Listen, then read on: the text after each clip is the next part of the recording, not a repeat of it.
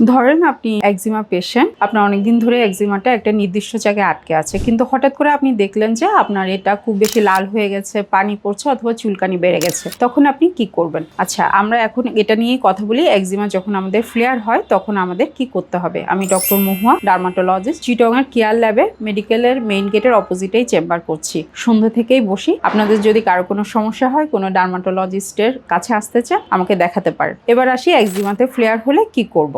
একজিমার ফ্লেয়ারটা আমরা কখন বুঝবো?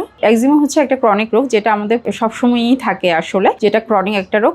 হয়তো আমরা এটা সিভিয়ারিটিটা কমিয়ে রাখতে পারি, কিন্তু যখন ফ্লেয়ার হচ্ছে তখন দেখা যায় যে স্কিন হালকা করে আবার নতুন করে র্যাশ উঠতে থাকে, অথবা খুব বেশি চুলকানি হয়, একটা শরীরে একটা লালচে ভাব দেখা যায় ক্ষতের জায়গায়। এই জিনিসগুলো আমরা হচ্ছে যে দেখতে পাই স্কিনে। তখন আমাদের প্রথমেই আমরা দেখা যায় অনেক পেনিক হয়ে যায়। কি করব? আমরা কিছু হোম রেমেডি শুরু করতে পারি। যখন আমাদের একজিমাটা একটু ফ্লেয়ার হবে, আমরা নর্মাল যে ময়শ্চারাইজার গুলো ব্যবহার করি ওগুলো আমরা ইউজ করতে পারি। তবে ময়শ্চারাইজার চুজের ক্ষেত্রে আমাদেরকে ফ্র্যাগ্রেন্স ফ্রি, কেমিক্যাল ফ্রি একটা ময়শ্চারাইজার ইউজ করতে হবে, যেগুলোতে স্যানামাইড আছে অথবা হচ্ছে কলোয়েডাল কোনো ওটমিল আছে, এই ধরনের সুদিং ইফেক্ট দিচ্ছে। এবং এটা আমরা চাইলে দিনে যতবারই ইচ্ছে ততবারই কিন্তু আমরা লাগাতে পারি। এবং ময়শ্চারাইজার লাগানো হচ্ছে আমাদের কিন্তু কোনো ডিলে করা যাবে না। এবং আমরা ময়শ্চারাইজারতে আমাদের যখন ভেজা স্কিন ওটাতে লাগাবো। তারপরে আসি আমরা আমাদের কোন কারণে একজিমাটা বেড়ে গেছে। একজিমাকে কিন্তু আমরা অ্যাটোপিক ডার্মাটাইটিস বলি। এটা অনেক সময় খাবারের সাথেও দেখা যায় আমাদের একজিমার কিছু রিলেশন থাকতে পারে, অথবা ধুলাবালির কারণে। আমরা চিন্তা করতে পারি যে আমাদের কি কারণে একজিমাটা সাডেন ফ্লেয়ার করলো। ওই ট্রিগারগুলো যদি আমরা অফ করে দিতে পারি, ধরেন আমরা কোনো নতুন সাবান ব্যবহার করলাম, কোনো অ্যান্টিসেপটিক সোপ, অথবা নতুন কোনো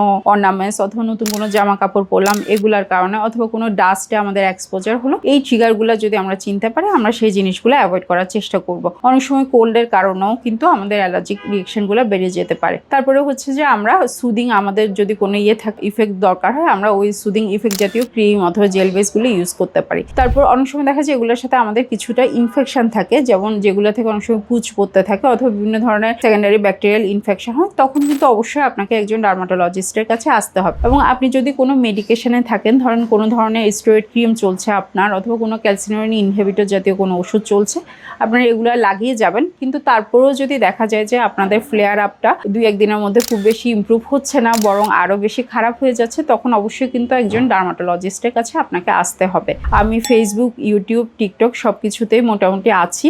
আপনারা যদি চান এই চ্যানেলগুলো সাবস্ক্রাইব করে রাখতে পারেন। আর আপনাদের যদি কোনো জিজ্ঞাসা থাকে এগুলোতে কমেন্ট করতে পারেন, আমি চেষ্টা করব আপনাদের উত্তর দেওয়ার। ধন্যবাদ সবাইকে।